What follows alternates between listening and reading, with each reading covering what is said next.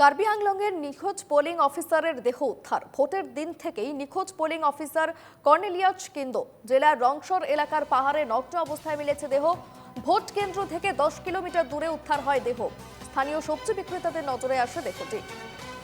উল্লেখ্য, হাওড়াঘাটের একটি ভোট কেন্দ্রের দায়িত্বে ছিলেন কর্নেলিয়াস। 9 এপ্রিল ভোট চলাকালীন অসুস্থ হয়ে পড়েন তিনি। আর সেই সময় ভোট কেন্দ্রের অন্য একটি ঘরে তাকে বিশ্রামের ব্যবস্থা করে দেওয়া হয়। আর তারপর সেখান থেকেই নিখোঁজ হয়ে যান কর্নেলিয়াস কিন্দো। নিখোঁজের 11 দিনের মাথায় উদ্ধার হলো তার দেহ। প্রতিনিধি আশাবুর রহমান রয়েছে আমার সঙ্গে ফোন লাইনে।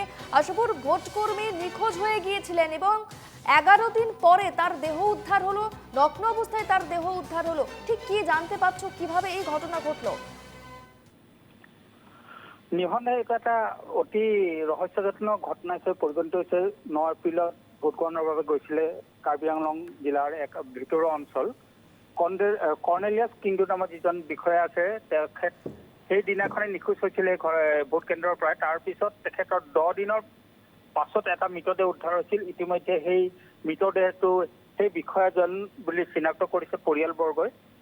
আচৰিত ধৰণৰ এক ঘটনা বুলি ক'ব লাগিব, যিহেতু ঘটনাস্থলীৰ পৰা য'ত ভোট কেন্দ্ৰ আছিল তাৰ পৰা প্ৰায় 10 কিলোমিটাৰ নিলগত এই এক দুৰ্গম অঞ্চলত মৃতদেহটো বিবস্ত্ৰ অৱস্থাত পোৱা গৈছে।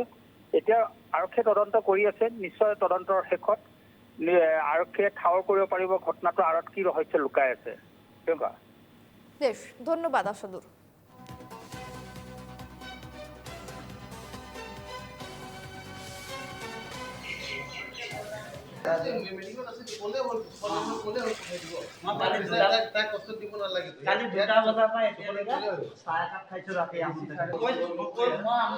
बस जस्टिस चाहिए। अगर उस दिन पापा को हॉस्पिटल या मेडिकल केयर दिया जाता तो आज ऐसा नहीं होता। वो होते आज। बोल रहे हैं कि वो छुट्टी में थे, मैंने उनका तबीयत खराब था, फिर भी ड्यूटी में हो गए।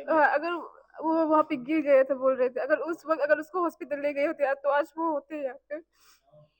प्रशासन से क्या मांग करेंगे? हमें बस जस्टिस चाहिए अभी।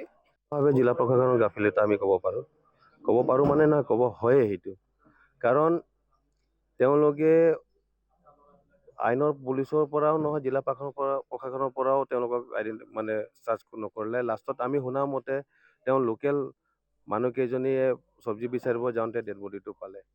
সেইটো ঠাইখিনি ৰংমংবী থানাৰ পৰা প্ৰায় 10 কিলোমিটাৰ আঁতৰত পাহাৰ দুৰ্গম এৰিয়াত আছে। যোনখিনি আপোনালোকে লাষ্ট ভিজুৱেলত দেখা পাব, আমি যেতিয়া ভিজিট কৰিছিলোঁ তাত ড্ৰোনেৰে য'ত চাৰ্চ কৰা হৈছিলে তাৰ পৰা প্ৰায় 300-400 মিটাৰ আঁতৰত আৰু উপচাৰ প্ৰায় 10 কিলোমিটাৰ আপুনি পিএছৰ পৰা। সেই ঠাইখিনি একজেক্ট ঠাইখিনিৰ নামটো মই ভালকৈ নাজানো, এইটো বেয়া নাপাব, কিন্তু এইটো ৰংমংবী থানাৰ এৰিয়াটো পৰে। আঘাত এনেকাটো যিহেতু আমি ৰিপৰ্ট পালোঁ, এনেকা একো নাই, কিন্তু পষ্টমৰ্টম কৰি আছে। পষ্টমৰ্টম ৰিপৰ্ট অহাৰ পাছতে আমি ক'ব পাৰিম যে কি হৈছে একচুৱেল মতে।